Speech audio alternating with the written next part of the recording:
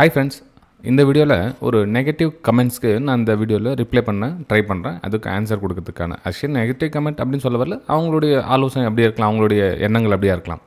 இது எப்படின்னா நம்மளுடைய கமெண்ட் செக்ஷனில் பார்த்தீங்கன்னா, அதாவது ரிஸ்க் ரிவார்ட்னா என்ன சார், அதுக்கப்புறமா மணி மேனேஜ்மெண்ட்னு சொல்கிறீங்க, வின்னிங் ரேஷியோன்னு சொல்கிறீங்க, அப்படின்னா என்ன அப்படின்னு அவர் கேட்டிருக்காரு. நல்ல விஷயம், ரைட், ஓகே. அதுக்கு நான் அந்த லிங்க்கை கூட கொடுத்துருக்கேன் கீழே.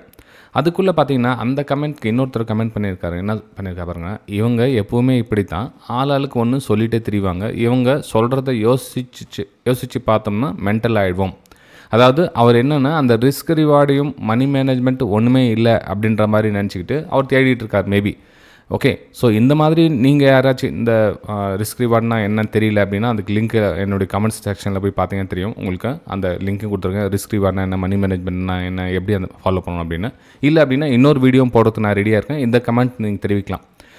இதில் ரிஸ்க் ரிவார்டு மணி மேனேஜ்மெண்ட் இல்லைன்னா நீங்கள் ட்ரேடிங் பண்ணி எந்த பலனும் இல்லை. அதை ஃபஸ்ட்டு தெளிவாக புரிஞ்சுங்க. யாராக இருந்தாலும் சரி, நீங்கள் மேபி இந்த வீடியோ பார்த்துட்டு இருந்தாலும் சரி, ரிஸ்க் ரிவார்டு இல்லை அப்படின்னா உங்களால் எதையும் பண்ண முடியாது ஃப்ரெண்ட்ஸ். அதாவது எவ்வளோ நஷ்டத்துக்கு நீங்கள் எதுக்காக ட்ரேட் பண்ணீங்க, எவ்வளோ நீங்கள் ரிஸ்க் எடுத்துக்கிறீங்க, அதுக்கு ஆப்போசிட் எதுக்கு ரிவார்டு எதிர்பார்க்குறீங்க. அதே மாதிரி மணி மேனேஜ்மெண்ட், உங்கள்கிட்ட ஒரு 1000 ரூபாய் இருக்குதுன்னா அந்த 1000 ரூபாய் ஆப்ரேட் பண்ண கற்றுங்க. 1000 ரூபாய் 2000 ரூபாய் பண்ணுறது பெரிய விஷயம் கிடையாது.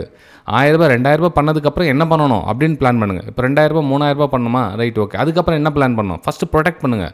சப்போஸ் கீழே சரிஞ்சிச்சு அப்படின்னா 1500 ரூபாயில் என்னோட ரிஸ்க்கை நான் க்ளோஸ் பண்ணி வெளியே வரேன். இவ்வளோ 3000 ரூபாய் 2000 ரூபாய் கீழே வந்துருச்சுன்னா வெளியே வந்துடுறேன். அதாவது எவ்வளோக்கு எவ்வளோ சம்பாரிச்சிங்களோ சம்பாரிச்ச பணத்தை திரும்ப மார்க்கெட்டுக்கு விடக்கூடாது. அது ரொம்ப ரொம்ப ரொம்ப முக்கியமான விஷயம். ஏன்னா இதில் டெய்லி 500 1000 சம்பாரிச்சிட்டு போயிட்டே இருக்கலாம் அப்படின்னு கன்சிஸ்டண்ட்டாக டெய்லி வந்துகிட்டே இருக்கும் அப்படின்ற மாதிரிலாம் கிடையவே கிடையாது ஃப்ரெண்ட்ஸ். ஃபஸ்ட்டு யதார்த்தத்தை புரிஞ்சுங்க.